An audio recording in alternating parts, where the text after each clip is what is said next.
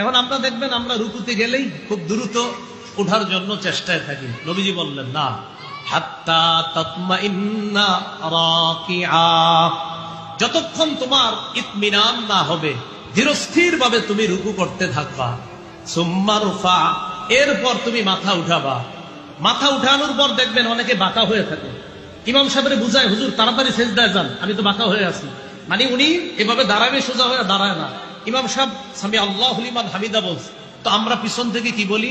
রব্বানা ওয়া লাকাল হামদ বা লাকাল হামদ বা আল্লাহুম্মা রব্বানা লাকাল হামদ, যেটাই বলি আমরা। হামদান কাসীরান তাইয়িবান মুবারাকান ফীহ, এতটুকু সর্বোচ্চ বলি।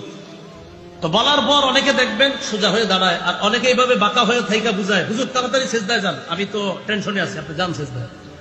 তো নবীজি বলেন না, হাত্তা তা'তাদিলা কাইমা, তুমি সোজা হয়ে দাঁড়াবা। প্রিয় ভাইরা একটু বলেন তো, রুকু থেকে কি হয়ে দাঁড়াতে হবে? সোজা।